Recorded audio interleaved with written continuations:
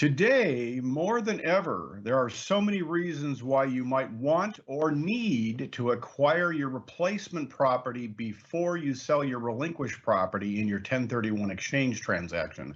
Reverse 1031 exchanges can take out a lot of the risk. Let's unravel that mystery today on Go Ahead Ask.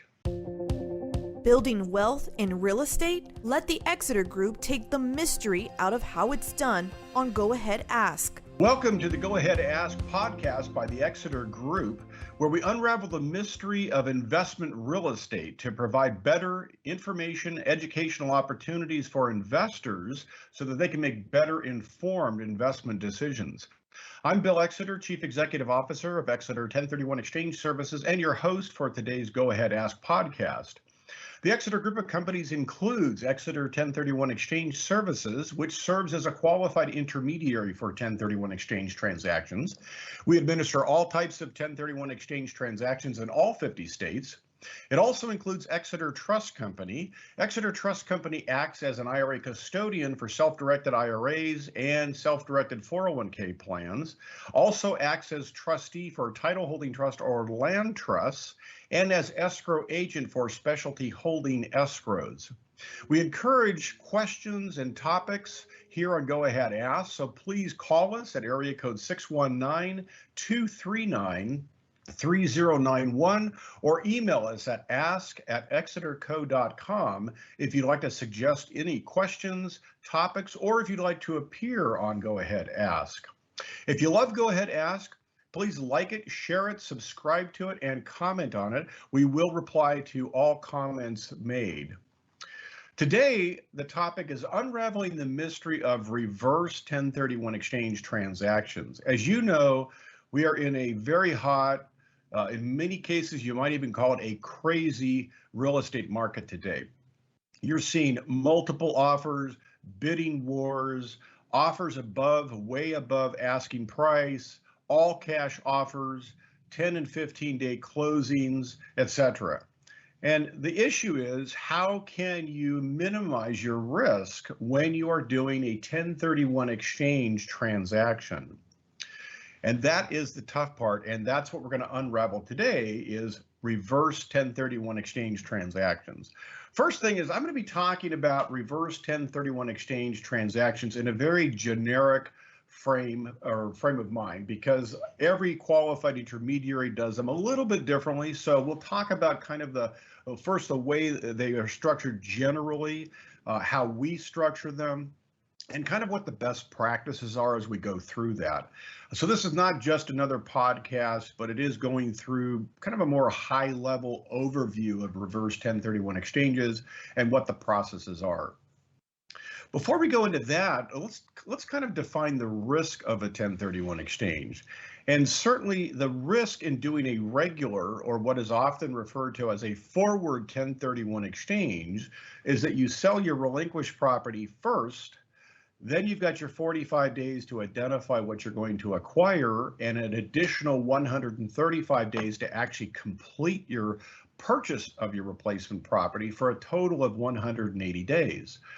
When you sell and you close on the sale of that relinquished property, that's what triggers your 45-day identification window and your 180-day exchange period.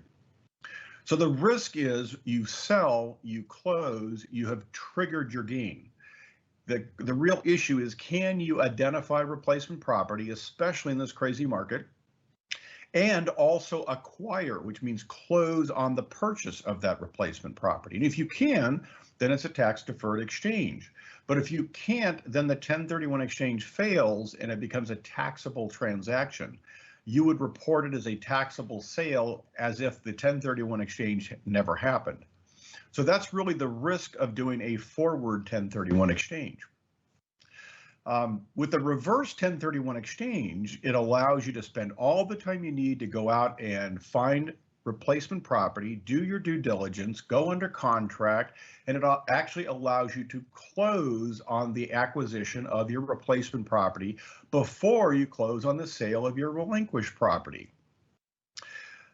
Having said that, 97% of the transactions that we do are forward 1031 exchanges. They are much simpler, much less costly, more straightforward, etc. Reverses, although they take away a lot of the risk in the 1031 exchange because you actually close on the purchase of your replacement property first. So you know you've got the property. They are much more complicated. There are more costs involved, and there's certain issues like lenders don't really cooperate with changes. So that's what creates some of those complexities.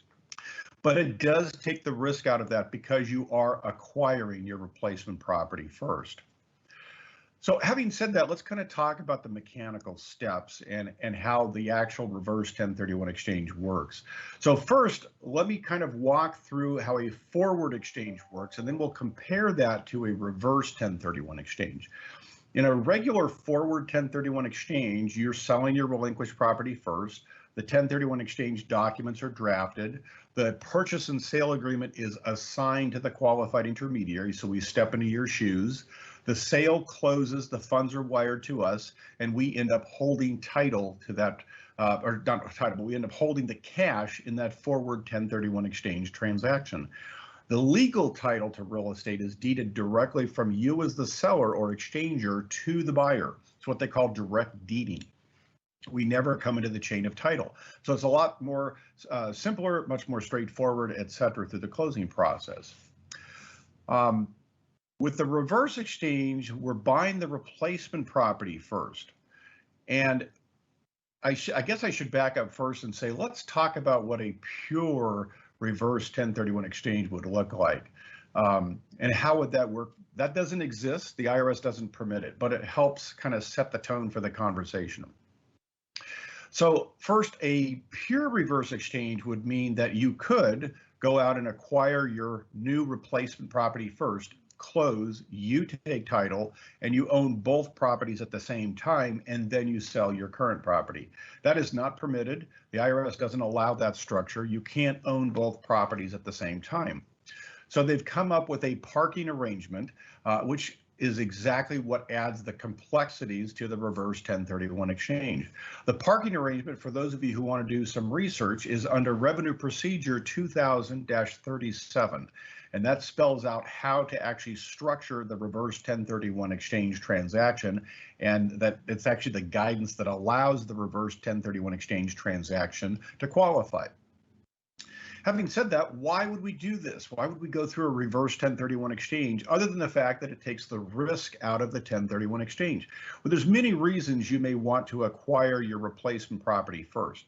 By far the biggest is you acquire it, you close on it, you've got it locked up, you know you've got it. So it takes the risk out of the 1031 exchange. But in a lot of cases, you may have to get the new property ready before you can sell and move out of the property that you're using if you have your own business, for example. So maybe something like that. In today's market, it's a hot market. There's bidding wars. You know, you may end up getting outbid. You may do your due diligence after you're the winning bidder and find out you really don't want the property. So the reverse exchange allows you to take all the time you want because there's no deadline up front. Go look at property, evaluate the property, do your due diligence, go under contract, etc., and then you can actually close on that first. Having said that, why would you not do a reverse 1031 exchange? As I indicated before, they're more complicated. There's more moving parts involved. The pure reverse exchange is not permitted, so they have this parking arrangement. That means that we, as the qualified intermediary, must set up an entity just for your transaction, and that's one of the best practices issues that I want to point out. We'll talk about that in a minute. So we set up, in our case, an LLC designed just to hold title to your asset you're buying. That's the parking arrangement. So we acquire and we hold title, the legal title to the real estate in that parking entity. And that's how the reverse 1031 exchange starts. So with that, it creates lots of complexities that don't exist in a regular forward 1031 exchange transaction. Because of that, there's more moving parts, there's more complexity, there's more costs involved. The fees for a reverse exchange are typically much higher than a standard regular forward 1031 exchange. And because we're holding title to the property, most lenders, if they're a traditional lender, a conduit lender, they're probably not even going to allow us to hold title to the property. Certainly, if it's an all-cash purchase, that takes away that issue. But in many cases, there's a lender involved, and the lender's not going to allow us to hold title to the property. So that's another reason you may reconsider and not do a reverse 1031 exchange. There are ways to work around that, perhaps, but it creates additional complexities. So we can talk about later if that might be a good fit for you. So with that, let's go through the mechanical steps of a typical reverse 1031 exchange. So first, there's a number of moving parts. You still have a qualified intermediary. The qualified intermediary in our case is Exeter 1031 Exchange Services, LLC. It serves as the qualified intermediary or accommodator. It drafts all the typical 1031 exchange documents to structure the actual 1031 exchange. But because we also have this parking arrangement requirement, we have to set up another entity which serves as the exchange accommodation title holder. In our case, it's Exeter Asset Services Corporation, and its sole purpose is to acquire and hold or park legal title to the various real estate assets that are part of a reverse 1031 exchange transaction. Under Exeter Asset Services Corporation, we set up a brand new separate LLC for every single client transaction. That protects us from liability and it protects the client from liability. Best practices is you always want to have a brand new entity just for your transaction. Some exchange companies use the same entity over and over and over. They hold lots of clients' assets in the same entity, and that is a lien or a judgment disaster waiting to happen. All it takes is one client that has a property or the individual or the entity they have that has some type of a lien or a judgment against them, and it attaches to the parking entity, the exchange accommodation title holder, and that begins to attach to all the properties for all the clients that go through that entity. So you always want a brand new LLC just for your transaction to avoid any other client problems. So we've got the qualified intermediary, we have the exchange accommodation title holder, and we have the parking entity, which is a completely separate brand new LLC for your specific transaction. Now we have the moving parts in place. So how do we actually do the reverse exchange? Well, there's two ways to structure it. One way is referred to as an exchange last, and the other is an exchange first. Most people try to do the exchange last. So I'm going to walk you through the mechanical steps of that, and then we'll go back and talk about the exchange first structure later. The exchange last structure means there's really two component parts. There's the parking arrangement, and there's a separate arrangement or the actual separate 1031 exchange itself. So there's two component parts, and that's the best way to visualize them so you can kind of visualize how this whole transaction works. There's the parking arrangement and the actual concurrent 1031 exchange. With the exchange last, the only thing that occurs up front is legal title to your new replacement property is acquired and held or quote unquote parked by the LLC that we have set up for you. The only thing that has occurred at that point in time is the parking arrangement. The 1031 exchange has not occurred yet. It occurs at the back end when the relinquished property is ultimately sold. So that's the preferred structure. We'll get into why that's the preferred structure, but effectively what it means is we park title to the new property up front. Again, the exchange has not occurred yet. So the benefit with that is it doesn't matter how you pay for the replacement property. It doesn't matter at that point if you have all your equity reinvested. It doesn't matter if it's 100% financed. It doesn't matter how you pay for it because all we have accomplished is the parking arrangement. Nothing else has occurred at that point in time. Then let's say your relinquished property actually sells and closes maybe 3 months later. At that point in time, it's actually a concurrent or simultaneous 1031 exchange at the back end. That's why we call it the exchange last. So the sale of your relinquished property closes, property is conveyed or deeded to the buyer, and concurrently with that, we transfer the property to you that we've been holding or parking title to. So you really sell your property, give up title to the buyer, and concurrently receive title from us to the property that you've had us acquire and park title to. So it's really a parking arrangement up front and a concurrent 1031 exchange at the back end. Now, the benefit to that is that it doesn't matter how you pay for the property up front. So you can put as little down as possible. The challenges with that is, what if your lender says no? And in most cases, the lender says, no, we're not going to allow the exchange company to hold legal title to that property, or we won't finance the transaction. That by far is the most common reason we'd have to look at the other structure. There may be other reasons too. Perhaps the property that you're acquiring has some type of toxic waste issues on it, environmental contamination, other type of liability or risks. And so it's advisable not to have the qualified intermediary acquire title to the new property. So if it's the lender issue, if it's if there's a liability issue, there may be some operational issues as well, where it makes more sense to acquire and park legal title to the property you're trying to sell. So if we have to do that, that's referred to as an exchange first structure. That's more complicated on top of the other structure. There's more moving parts on top of that one even. And effectively what happens is it's a concurrent 1031 exchange up front. So you are acquiring and holding title to the new property. You as the investor get title to the new property, and concurrently with that, we get title to the property you're trying to sell. So it's really a concurrent 1031 exchange up front, and the parking arrangement, which is for the relinquished property asset, also occurs up front. So the reason that gets complicated is, number one, we're transferring title to the relinquished property, which has not sold yet. So somehow we have to coordinate the recordation of that deed to be recorded concurrently with the closing of your purchase. Depending on where the properties are located and whether they're different closing agents, different jurisdictions, etc., that gets extra complicated. Then on top of that, because it's a concurrent 1031 exchange up front, now we do care if you have reinvested all of your equity. So we have to guesstimate what you think the equity is going to be coming out of the sale of your current property. And then you have to advance sufficient funds to make sure that we have reinvested that equity up front. And that's what creates one of the biggest stumbling blocks to that particular transaction, because it's a liquidity challenge. A lot of people don't have that kind of cash laying around.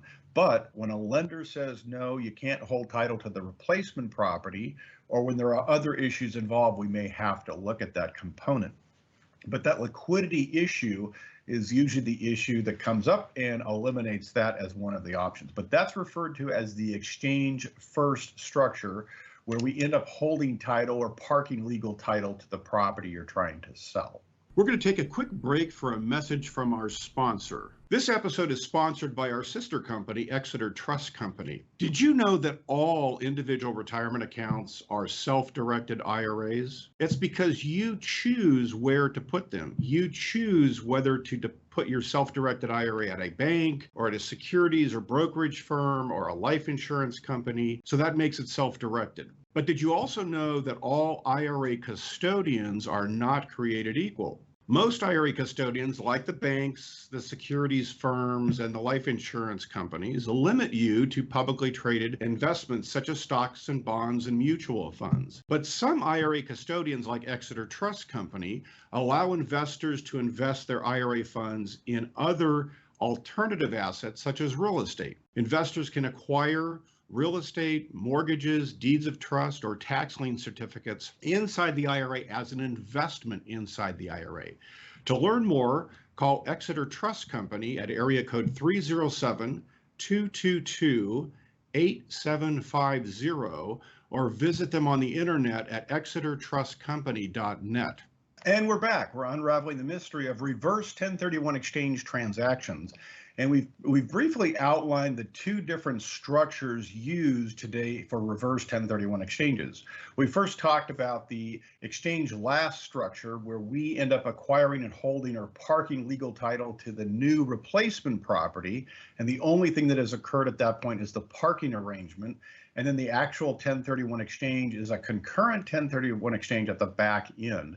And at that point, when the sale closes, we can take the proceeds and we can pay down any debt that needs to be paid down. We can make sure that all of the equity is reinvested, et cetera. And that way we know the right dollars are invested, the equity's been reinvested, you've traded equal or up in value, and you've met all of your reinvestment requirements. And then we can wrap up the reverse exchange by transferring the parked property to you. And that by far is the most common and the preferred structure from your perspective, because it gives you a lot more flexibility in dealing with all of that. You could put less cash down, etc., on the replacement property. When we also talked about when a lender will not allow us to hold title to the replacement property, or if there's contamination issues, or if there are other operating issues, we may have to take title to the property you're trying to sell, the relinquished property. And when that happens, then of course it's a concurrent 1031 exchange up front. You do have to make sure all the equity's been reinvested, you advance the cash necessary to do that, etc. And at the end of the day, we end up holding and parking legal title to the relinquished property, and you have up to 180 days to sell that property. So in either structure, you have 45 days after the close of the replacement property to identify what you're going to sell. So it's the reverse. You're buying first, and now you're going to identify what you're going to sell. In most cases, you know what that is, so it's a formality. And you also have 180 days after the close of the purchase to actually sell and close on the sale of your relinquished property. So those are the two structures. Exchange last is the most common. Exchange first is kind of the backup strategy. So let's dive into some of the technical issues that help decide which way we go. So one, we've mentioned a number of times, lender issues. The lender may not allow us to hold title to the replacement property. Some lenders will. So if it's a conduit lender, traditional lender, they typically make the loan, they package it, they sell it off to Wall Street. In that case, they're not going to touch the reverse exchange. They're not going to allow us to hold title to the property because they're concerned that they can't sell that loan off to investors. So they just rule that out, and that's why we'd use the exchange first structure. But some lenders do. So if it's a portfolio lender, if it's a hard money lender, a private money lender, life insurance companies, or if you have a really good relationship with the right department in your commercial bank, if it's a small community bank or a regional bank, they might be willing to look at that. So what gives lenders heartburn when it comes to lending money and the qualified intermediary is holding legal title to the property? So let's kind of walk through that. Let's assume we're doing the exchange last structure. We're going to acquire and hold or park legal title to the replacement property, and the lender has said, I will cooperate with you. What happens? Well, step by step is we set up an LLC just for your transaction. That LLC is going to be the entity that acquires and holds or parks legal title to the new replacement property.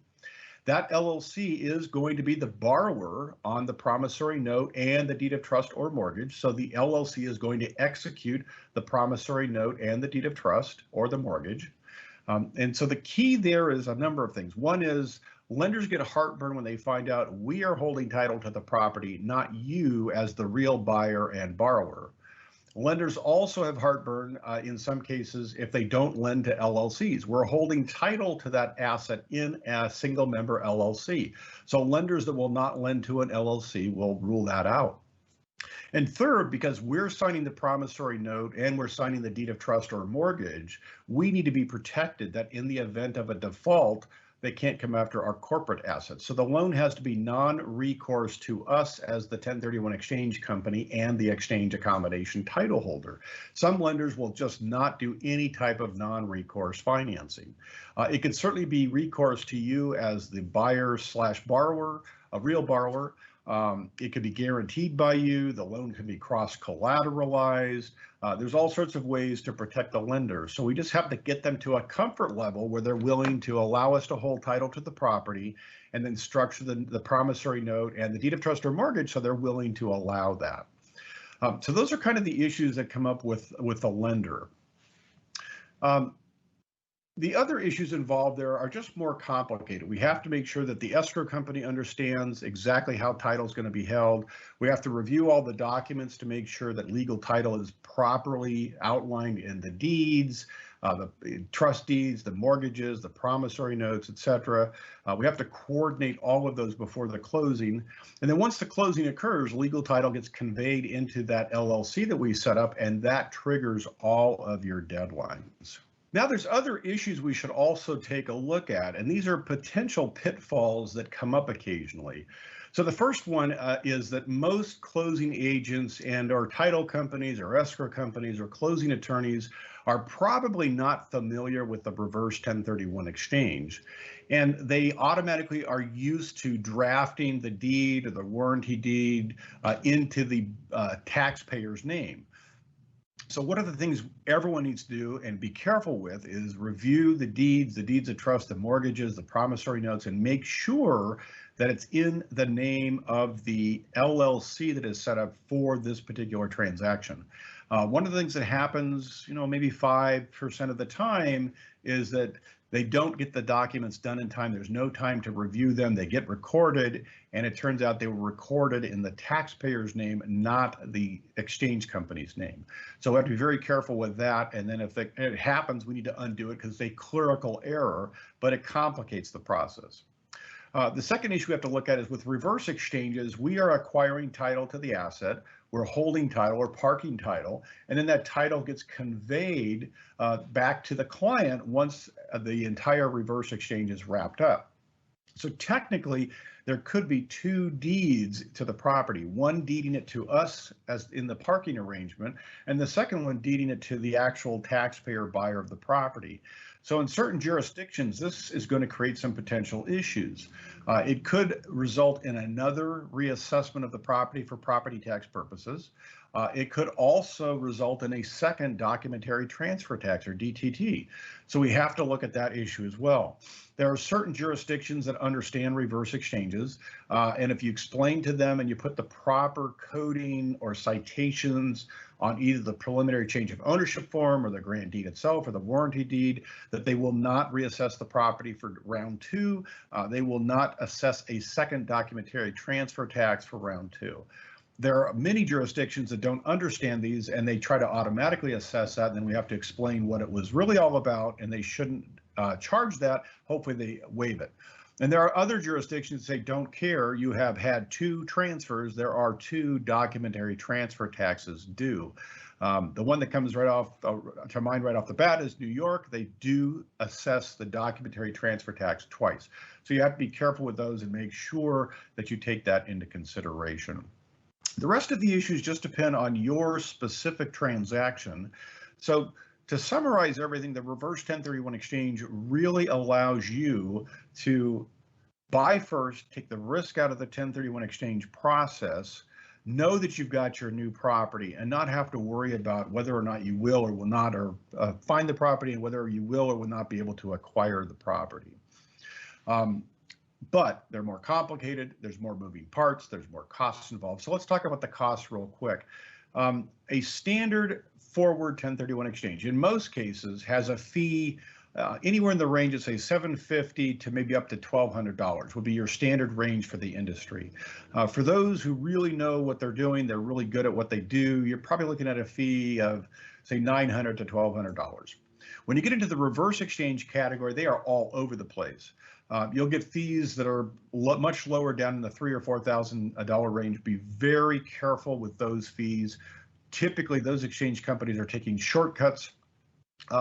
Under audit, the question is, would those reverse exchanges stand up? So you have to be very careful with those. And I've seen fees up in the $25,000 range, which is ridiculous unless it is a huge transaction. So for those of us who really know what we're doing in the reverse exchange space, your fees are probably going to be somewhere in the $6,000 to $8,000 range. That's what you can expect to pay for someone who really knows what they're doing. That should include all the 1031 exchange documents. It should include all of the parking arrangement documents. It should include all of the costs to set up that special purpose entity, that separate LLC. It should include all of the consulting time necessary to get the entire transaction completed. All of that should be included.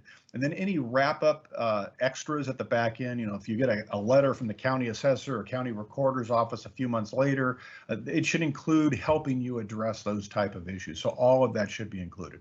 So it gives you kind of an idea on the fees, and that's assuming that it's probably like anywhere from a $1 to $10 million transaction. So it kind of gives you an idea of what the fees might be there. So with that was a very quick overview on the reverse 1031 exchange process, why you'd use it, why you wouldn't use it, etc. there are a lot of moving parts there, so it's difficult to cover every single thing in a podcast. So if you have the inclination, or maybe are going to have to do a reverse 1031 exchange, I'd be happy to sit down with you on a conference call, walk through your specific moving parts, and see where we can take it from there. So with that, thank you so much for listening to Go Ahead Ask podcast today on our Unraveling the Mystery of Reverse 1031 Exchanges. Very much happy that you joined us. Our last episode was drilling down on title holding trusts and specifically how to buy real estate in title holding trust. And we had another one where we were drilled down on how to buy real estate in a self-directed IRA. So if you're interested in those, just go back to our last two episodes. You can get more information on that. So thank you again for joining us here on Go Ahead Ask. And as always, we encourage questions, topics, and even if you want to participate on our Go Ahead Ask podcast, call us at area code 619-239-3091 or email us at ask@exeterco.com, and we'd be happy to take those calls and answer any questions you might have. If you have an expertise in a certain area, let us know. We'd be happy to put you on the Go Ahead Ask podcast. If you like it or love our podcast, please go ahead, subscribe to it, like it, love it. Share a little love there, comment on it. We will get back to you on any comments that you leave. So thank you so much for joining us. See you next time. Thank you for listening to Go Ahead Ask with the Exeter Group. Join us for our next episode when we further unravel the mysteries of real estate.